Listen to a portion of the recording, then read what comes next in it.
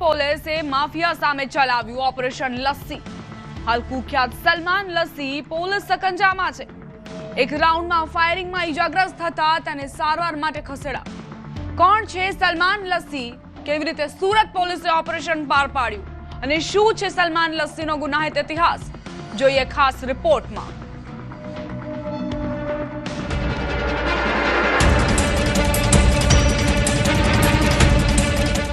હોસ્પિટલમાં મગરમચ્છના આંસુ સારી રહેલો આ છે સુરતનો કુખ્યાત Salman lassi.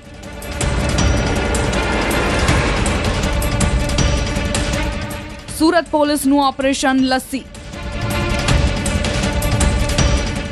History sheeter lassi police સકંજામાં।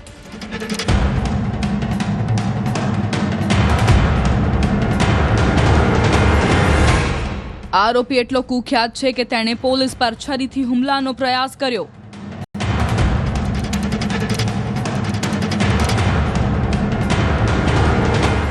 ખંડણી, મારામારી, હત્યા સહિતના 15 ગુનામાં સલમાન લસ્સીની છે સંડોવણી।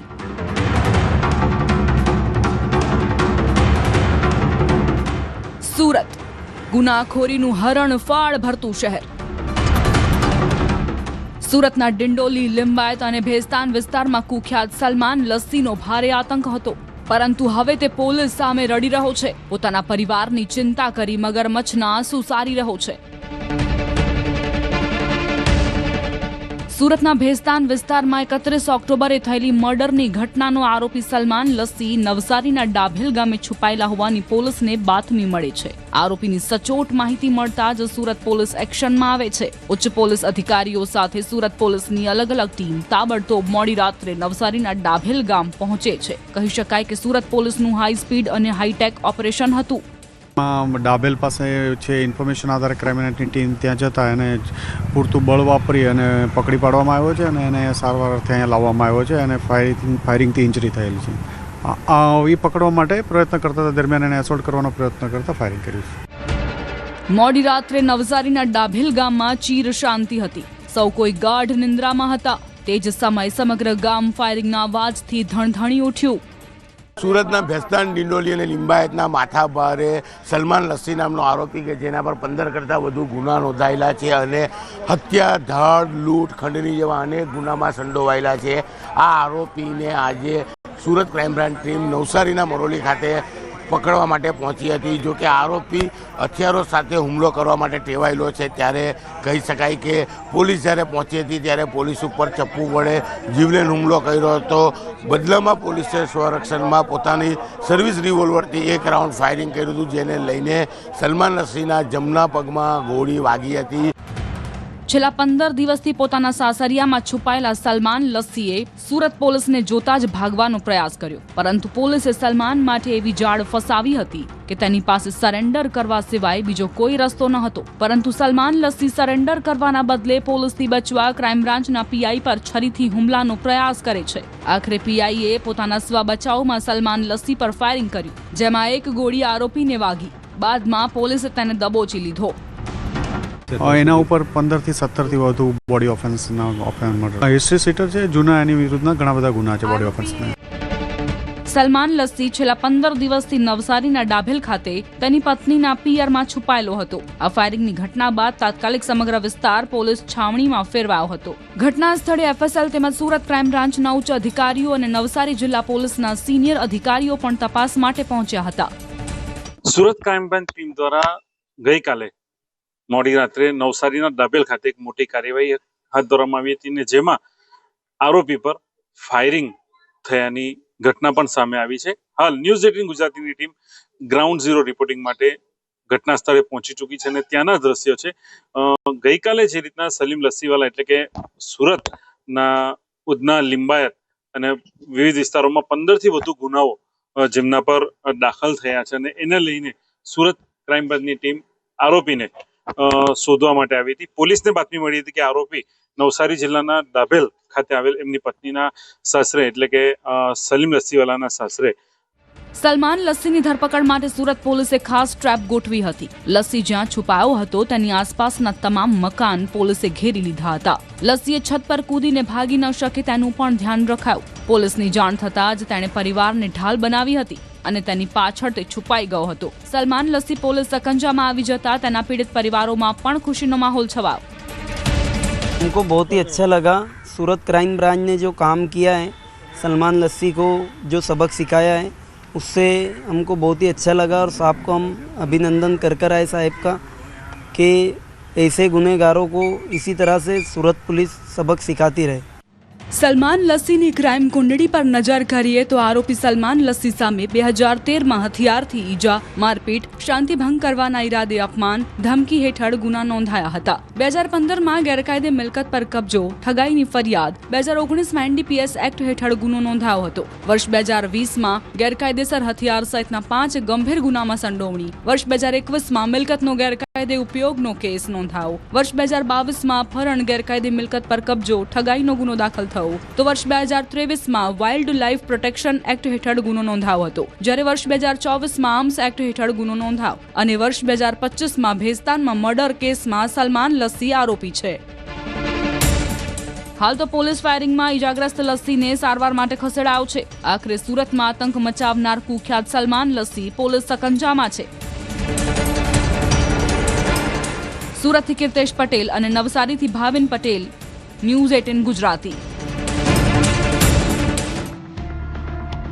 સરખેજના ફતેવાડીમાં પત્નીએ પ્રેમી સાથે મળી પતિની હત્યા નિપજાવી. ઘરમાં જ મૃતદેહ દફનાવી દીધો. જે મામલે ક્રાઇમ બ્રાન્ચે પત્ની સહિત અન્ય 2 અને વધુ 3 આરોપીઓની ધરપકડ કરી છે. મહત્વનું છે કે મુખ્ય આરોપી પ્રેમીની ધરપકડ બાદ સમગ્ર બનાવના 1.25 વર્ષ પછી ખુલાસો થયો. પ્રેમ પ્રકરણમાં નડતર બની રહેલા પતિને પત્નીએ જ પ્રેમી સાથે મળી મોતને ઘાટ ઉતારી દીધો.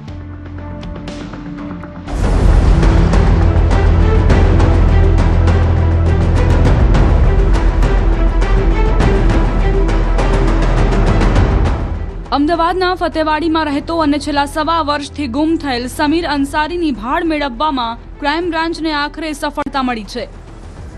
ક્રાઇમ બ્રાન્ચની તપાસમાં ખુલાસો થયો કે સમીર બિહારીની હત્યા ખુદ તેની પત્નીએ જ તેના પ્રેમી ઇમરાન સાથે મળીને કરી હતી અને બાદમાં લાશને ઘરમાં જ દાટી દીધી હતી. ક્રાઇમ બ્રાન્ચની ટીમને એક હકીકત એવી મળેલી હતી કે આ સમીર બિહારી જે છે એની પત્નીએ જ તે એના પ્રેમી સાથે મળી અને તેની હત્યા કરી દીધેલી છે અને તેના જ ઘરમાં એને દાટી દીધેલ છે.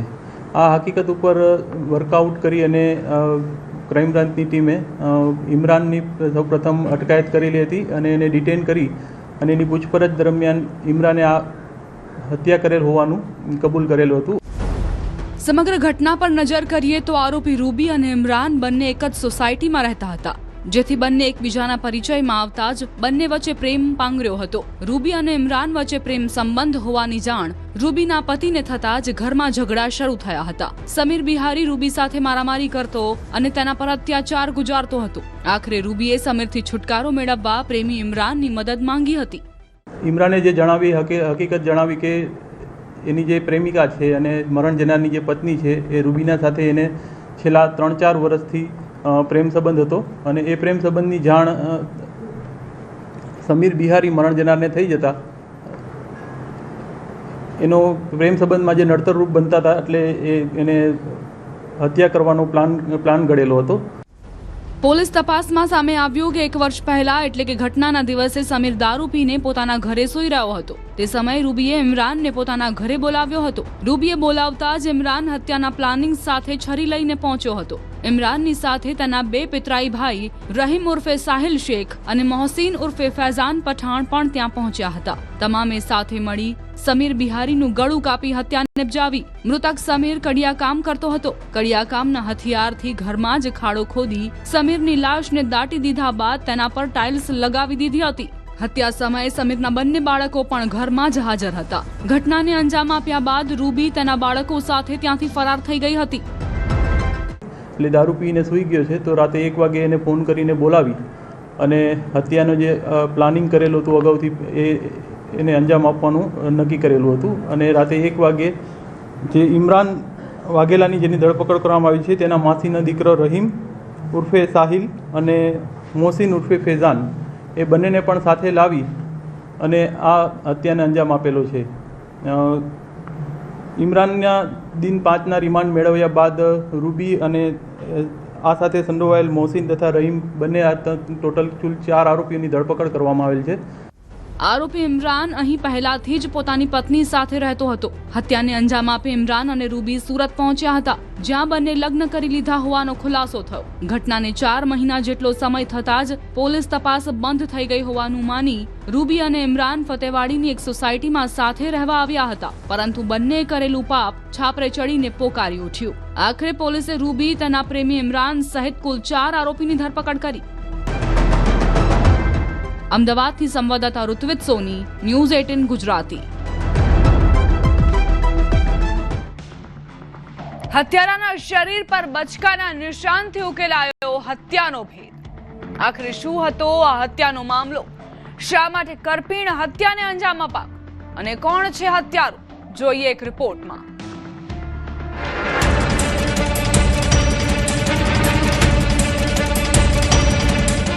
પોલીસ જાપ્તામાં રહેલા આ શખ્સનું નામ છે શૌકત અલી નિશાર અલી સૈયદ.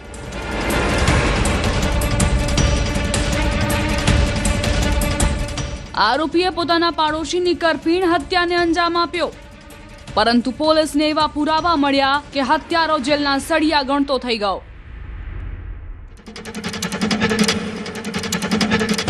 ઘટના સુરતના અઠવા વિસ્તારની છે. અઠવા વિસ્તારના બડેખા ચકલામાં આવેલા કાલુભાઈ ડભોયાના બિલ્ડિંગની અગાસીમાં એકલા રહેતા રાજુભાઈ સંગાડાની અચાનક હત્યા કરાયેલી લાશ મળે છે. કોઈ અજાણ્યા વ્યક્તિએ રાજુભાઈના માથામાં ઈંટના ઘા મારી તેમને મોતને ઘાટ ઉતાર્યા હતા. એટલી ક્રૂરતાથી હત્યાને અંજામ અપાયો હતો કે રાજુભાઈના માથામાં ઈંટના 12 જેટલા ઘા મળી આવ્યા. પ્રાથમિક દ્રષ્ટિએ જ લાગતું હતું કે કોઈ ખુન્નસ રાખી રાજુભાઈની હત્યાને અંજામ અપાયો છે. એક ડેડ બોડી મળી આવેલી, જે રાજુ વજયસિંહ સંગાડા, ઉંમર વર્ષ 45 અને મૂળ દાહોદના રહેવાસી છે અને ઘણા વર્ષથી અહીંયા મજૂરી કામ કરી અને અહીંયા રહે છે 4થા માળ ઉપર, ત્યાં જ એ જગ્યા ઉપર પતરાના શેડમાં. એની ડેડ બોડી મળી આવતા એના કાકાએ ફરિયાદ દાખલ કરવામાં આવી અને અનડિટેક ખૂનનો ગુનો દાખલ કરવામાં આવ્યો. ઘટનાની જાણ થતાં જ પોલીસ કાફલો આવી પહોંચ્યો. પોલીસે રાજુભાઈની હત્યાની તપાસનો ધમધમાટ શરૂ કર્યો, પરંતુ હત્યા કોણે કરી તેને લઈને કોઈ પુરાવા નહોતા મળી રહ્યા. પોલીસને શંકા હતી કે હત્યા કોઈ નજીકના માણસ અથવા બિલ્ડિંગમાં રહેતા વ્યક્તિએ જ કરી છે. આખરે ક્રાઇમ બ્રાન્ચની આર્મ સ્ક્વોડે બિલ્ડિંગના તમામ રહેવાસીઓ ચપળતાથી તપાસ શરૂ કરી. તમામ લોકોની તપાસ અને ટેકનિકલ સર્વેલન્સના આધારે આખરે પોલીસે હત્યાનો ભેદ ઉકેલી નાખ્યો.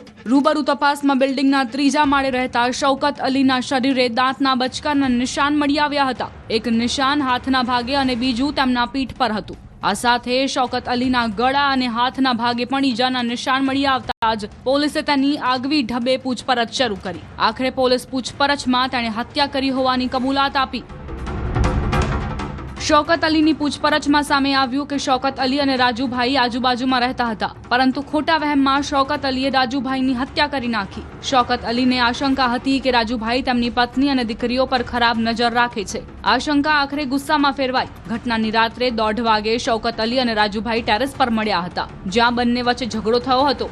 રાજુભાઈએ ઝપાઝપીમાં શૌકત અલીને બચકા ભર્યા હતા, જેના કારણે આરોપી વધુ ઉશ્કેરાયો અને નજીકમાં પડેલી ઈંટના ઘા મારી રાજુભાઈને મોતને ઘાટ ઉતારી દીધો. હત્યાને અંજામ આપી શૌકત અલી ઘરમાં છુપાઈ ગયો હતો. શૌકત સૈયદ આ જ બિલ્ડિંગમાં 3જા માળ ઉપર રહે છે, જ્યારે મરનાર રાજુસિંહ વજયસિંહના કાકા એ 4થા માળ ઉપર રહેતા હતા અને ઘણા ટાઈમથી રાજુસિંહ આ મકાન પર આવતો હતો. શૌકતની 2 દીકરીઓ જે ટીનેજ છે એના પર અને એની વાઈફ ઉપર નજર બગાડતો હોવાની શંકાના આધારે એ દિવસે રાત્રે બંને વચ્ચે ઝઘડો થયેલો હતો અને જેના લીધે એને મરનારે અમને 2 બચકા પણ ભરી ગયેલા હતા બોડી ઉપર અને એનું પથ્થર, જેથી કરીને આરોપીએ એના માથા ઉપર પથ્થર અને ઈંટ મારી અને એનું મૃત્યુ નિપજાવેલ છે. આખરે મૃતકના બચકાના નિશાનોએ હત્યારાનો પર્દાફાશ કર્યો. હાલ આરોપી જેલના સળિયા પાછળ છે, પરંતુ ખોટી આશંકામાં એક વ્યક્તિએ પોતાનો જીવ ગુમાવવાનો વારો આવ્યો. સુરતથી સંવાદદાતા કીર્તેશ પટેલ, ન્યૂઝ 18 ગુજરાતી. જો તમે વિમાનની મુસાફરી કરી રહ્યા છો તો લગેજમાં રહેલા કિંમતી સામાનનું ધ્યાન રાખજો, કારણ કે તમારા સામાનની ચોરી ન થઈ જાય. રાજકોટના હીરાસર એરપોર્ટ પર કામ કરતો કર્મચારી લગેજમાંથી કિંમતી સામાનની ચોરી કરતો જોવા મળ્યો.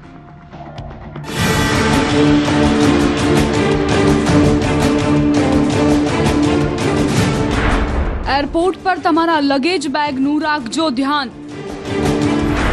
ક્યાંક બેગમાં રહેલા તમારા સામાન ચોરી ન થઈ જાય. મુસાફરોની બેગમાંથી ચોરી કરતા કર્મચારી પોલીસ સકંજામાં. જી હા, આપની ટીવી સ્ક્રીન ઉપર આપ જે વ્યક્તિને જોઈ રહ્યા છો તે વ્યક્તિનું નામ છે જયરાજ ખાચર.